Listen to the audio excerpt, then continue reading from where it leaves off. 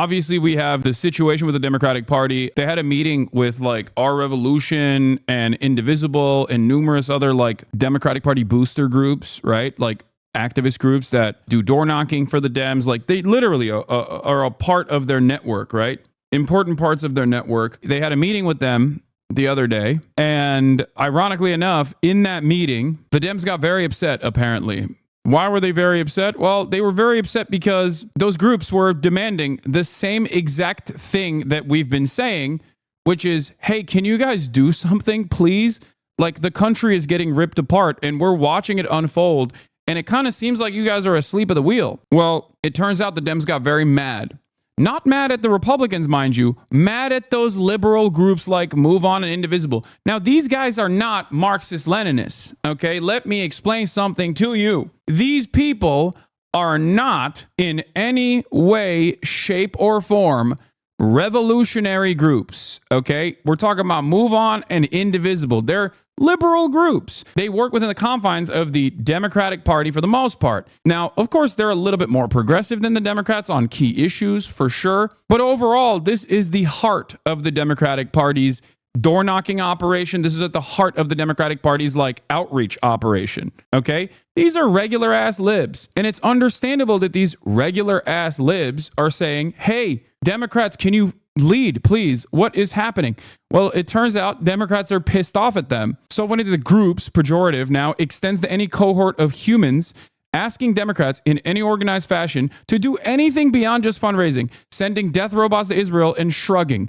Anyone who wants politicians to do politics is a pie-in-the-sky purist. We have officially gotten to a point where the Democrats are basically stating like, oh, you want us to actually do things? You want us to actually stop the Republican Party, for example, or try to stop the Republican Party, for example? What kind of ridiculous activism is this? It is kind of crazy that this is the state of affairs within the Democratic Party, okay? A rudderless ship, a operation simply designed to extract resources from as many people as possible so that they can basically send it back, send all of that money back to, I don't know, different kinds of marketing initiatives that their friends and their immediate family members work at. It's this massive grift. It's this money extraction operation. And there is no reason to demand anything from them. Just give them money and shut the fuck up. At least they are not the Republicans. This is my criticism of the Dems in full display. Like, this is them basically admitting what I say all the time. It's like they just looked at the situation and said, nah, what do you mean? No, like, what did you think this was? You misunderstood. No, we are not the Republicans, so give us money and shut the fuck up. It's fantastic. It's wonderful. Here's a meme about it. Party. We love those quippy one-liners that make some people feel good about themselves and make us go viral while stunting any real progress from those pesky naysayers we don't like. I'm speaking. We're the Democratic Party.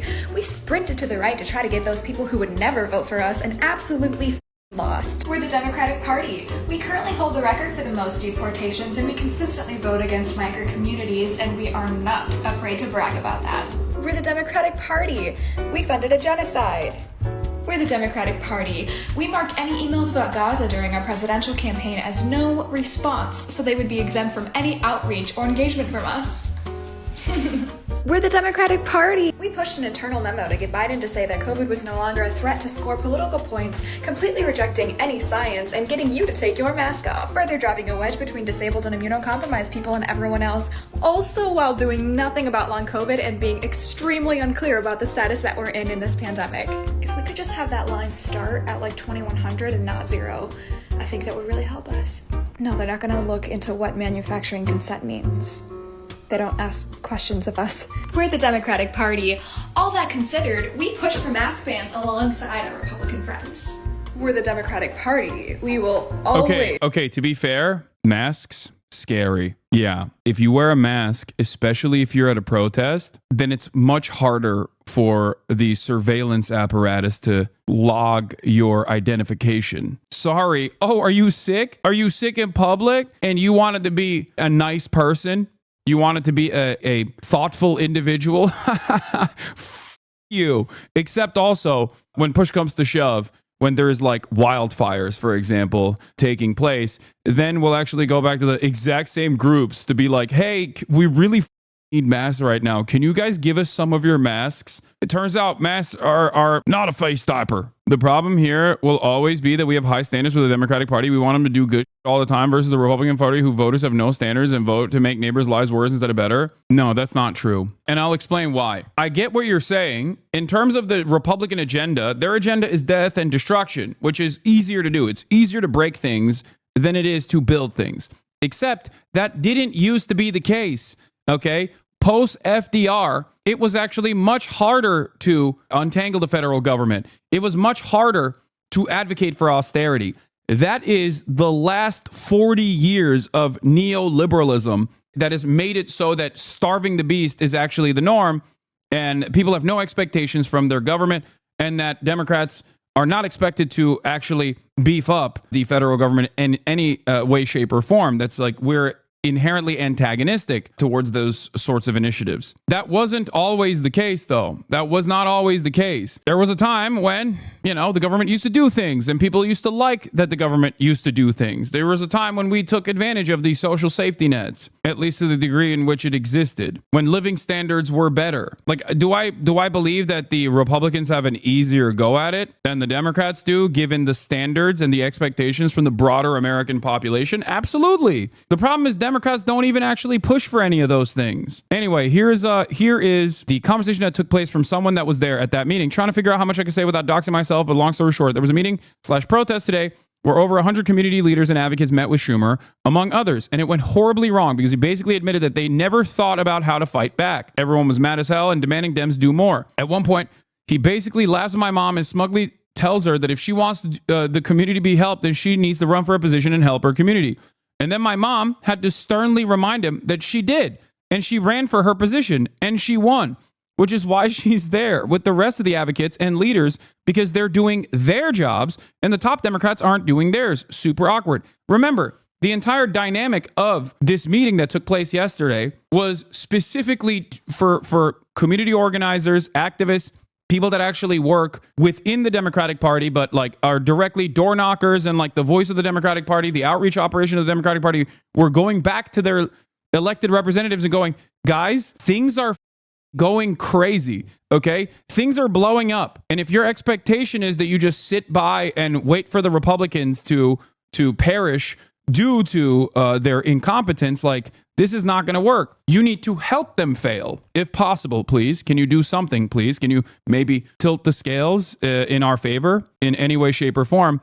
And their expectation is no. Also, towards the end, they told the crowd that everything's off the record and they can't be held to their word. Lamau. And then they did. They leaked this meeting that took place. They leaked to the Axios guys that they actually hated. They said that the entire conversation was off the record.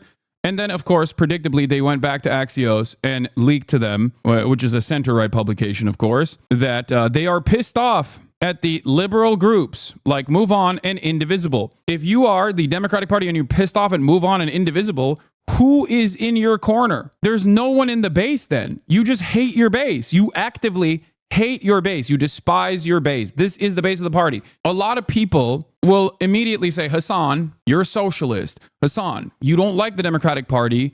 You want a proletarian revolution. Okay? Hasan, you are inherently antagonistic because you have a biased position on the genocide in Gaza. And that's why you're constantly cynically criticizing the Democratic Party. Those people don't understand that I work within the confines of the existing political structure all the time. This does not mean that I agree with everything, but I understand that if politics is the art of the possible, okay, then do something. Do something and show us what is possible, okay? Yes, it is correct. I am biased against a country that is doing genocide and a Democratic Party that allowed it to happen, okay? Having said that, however, I have maintained this position throughout the entire election cycle. If you were in here watching me cover the Democratic Party's incompetence, socialists benefiting immensely from capitalism, got it? What? Dude, I just want healthcare, man. What are you talking about? Please. And it's not even just for me. Like, I'm good. All right?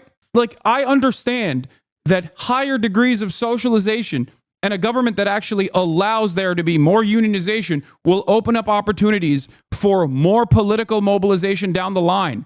That's it. That's all I'm saying. It is crazy. Do Dems even care about their voter base? No, they don't. And this is my point. Like, anyway, socialist yet tremendously beneficial. Capitalism is great for me. Yeah, okay. So what? What's the expectation? I should just shut the fuck up and just be like, no, the Democrats are doing great, guys.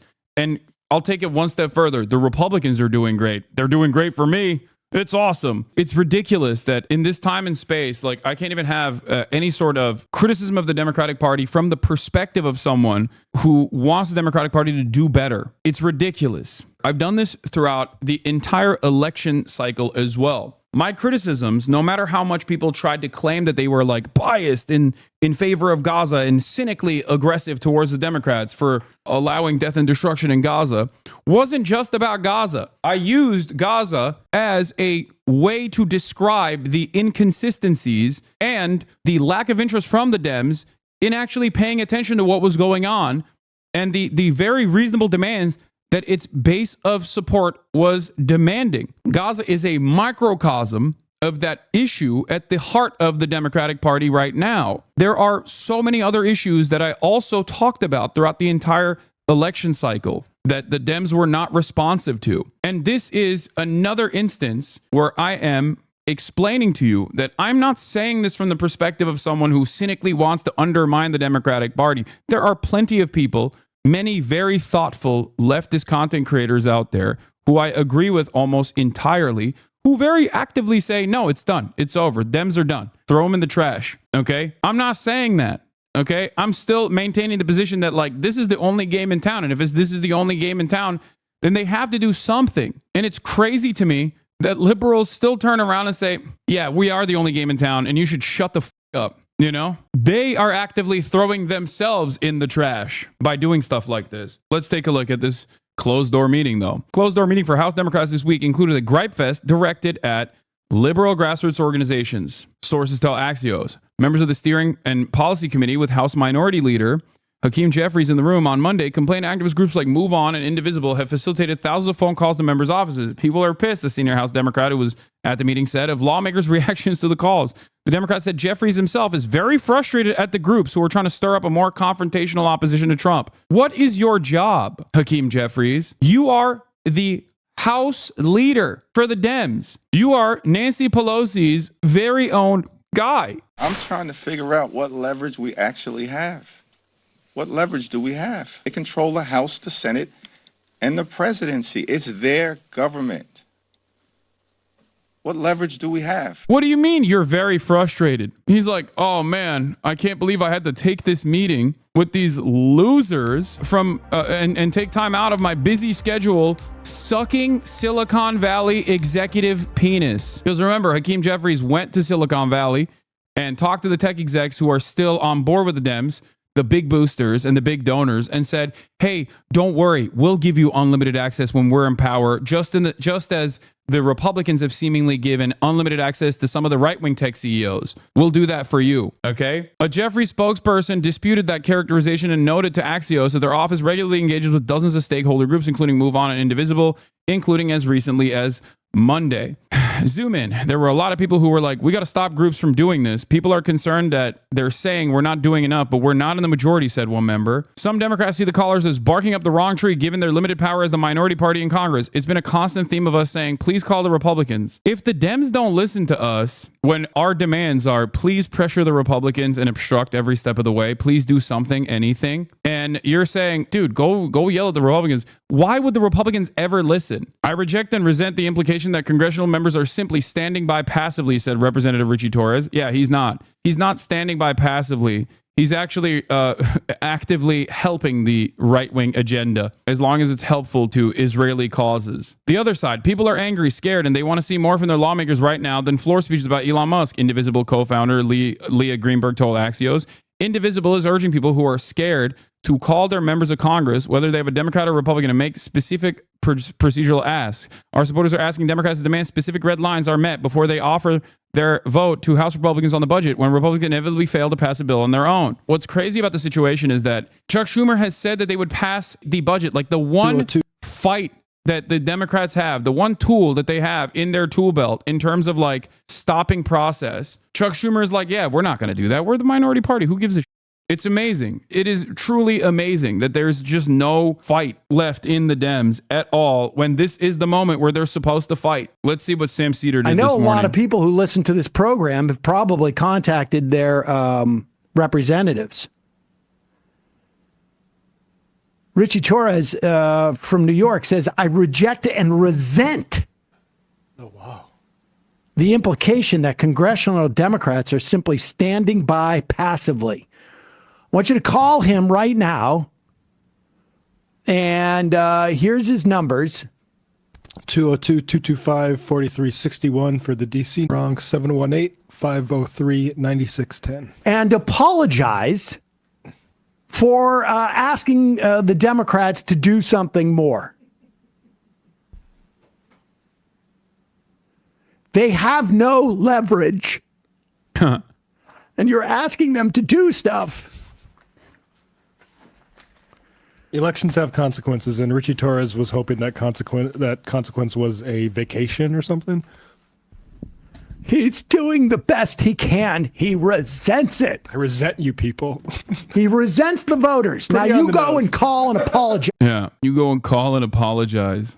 So that's the situation. Dems are mad as hell, mad at their base for demanding that they do things. How dare you demand that I do things? I don't want to do things. That's crazy. The expectation from me is that I do things. No thanks. Give me money now.